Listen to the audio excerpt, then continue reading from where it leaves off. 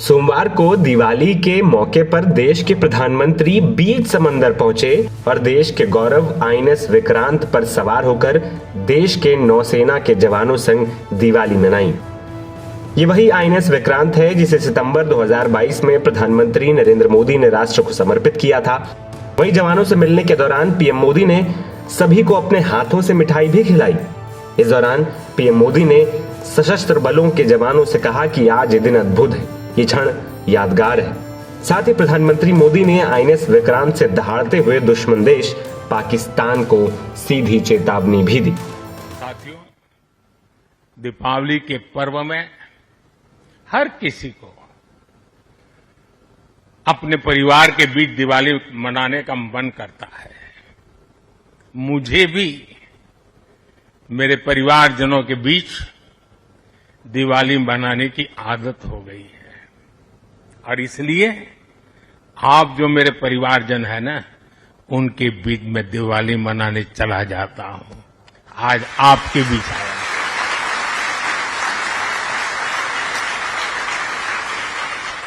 और मैं भी ये दिवाली मेरे परिवारजनों के साथ मना रहा हूं और इसलिए ये दिवाली मेरे लिए खास है।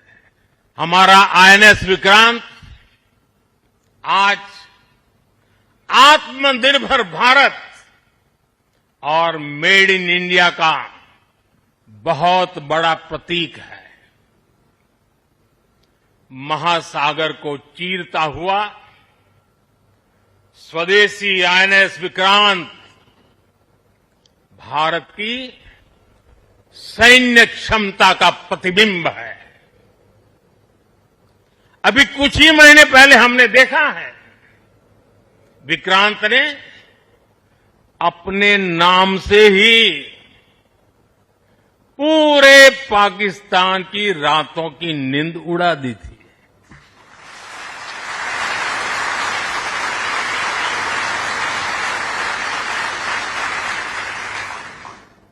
जिसका नाम ही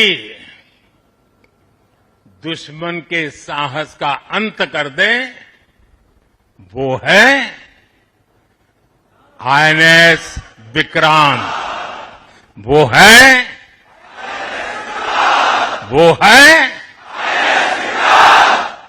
साथियों, मैं इस अवसर पर हमारी सेनाओं को खास तौर पर सैल्यूट करना चाहता हूं। भारतीय नौसेना द्वारा पैदा किए जो भय पैदा किया गया है, भारतीय वायुसेना द्वारा दिखाए गए अद्भुत कौशल ने, भारतीय सेना की जांबाजी ने, तीनों सेनाओं के जबरदस्त समन्वय ने ऑपरेशन सिंदूर में पाकिस्तान को इतनी जल्दी घुटने टेकने पर मजबूर कर दिया था।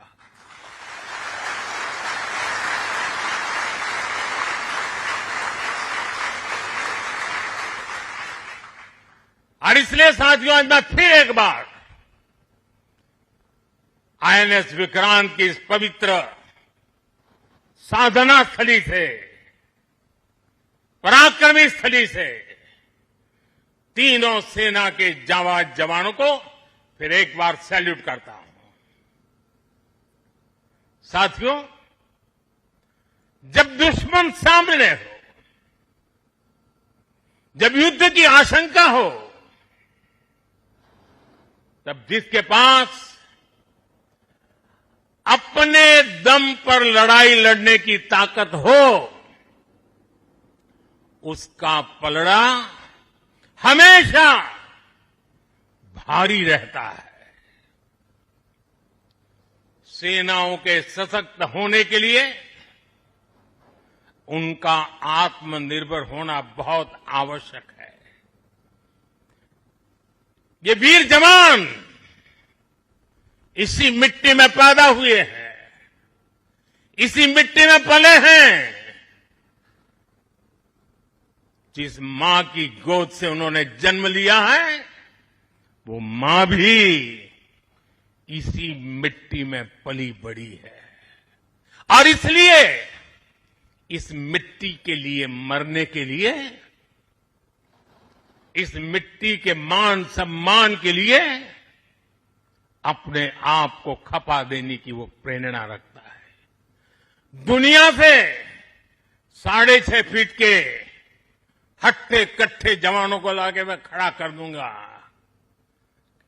और कहूंगा आपको पैसे बहुत दूंगा, लड़ लो। क्या वो आपकी तरह मरने के लिए तैयार होंगे? क्या आपकी तरह वो जान लगा देंगे? जो ताकत आपका भारतीय होने में है, जो ताकत आपका जीवन भारत की मिट्टी से जिस प्रकार से जुड़ा हुआ है, वैसे ही हमारा हर औजार, हमारा हर शस्त्र, हमारा हर पुर्जा जैसे जैसे भारतीय होता जाएगा, हमारी ताकत को 4 चांद लग जाएंगे। मैं आज भी जवानों के बीच में खड़ा हूं। हम नौसेना के जवान हैं। मौत को मुट्ठी में लेकर के चलना, यह आपके लिए बाएं हाथ का खेल होता है।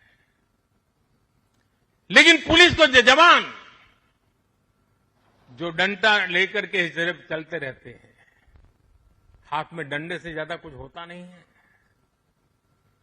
उनके पास उतने साधन भी नहीं होते हैं और उनकी ट्रेनिंग भी नागरिकों के साथ मिलजुल करके काम करने की होती है। लेकिन मेरे इन पुलिस बेड़े के अलग अलग जवानों ने, चाहे बीएसएफ हो, सीआरपीएफ हो, सारे बेड़े के जवानों ने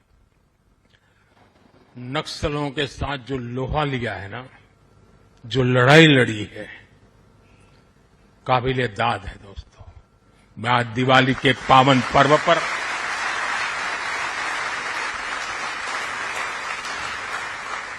मेरे पुलिस बेड़े के इन जवानों को लाख लाख बधाई देता हूं।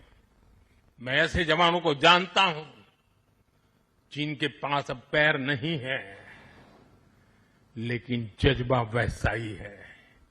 किसी का हाथ कटा हुआ है,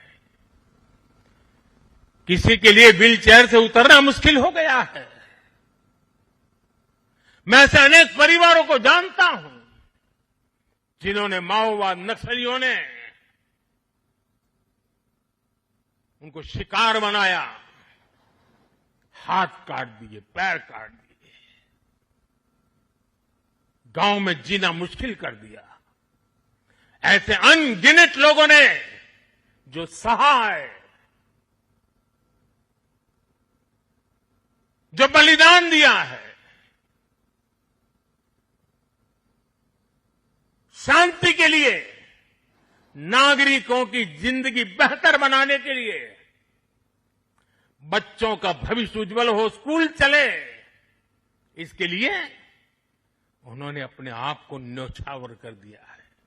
दोस्तों, शायद आजादी के बाद पहली बार पुलिस बेड़े के सामने इतनी बड़ी चुनौती आई और पिछले 10 साल में 50 साल की इस भयंकर बीमारी को वो खत्म करके रहेंगे, ये मेरा विश्वास है।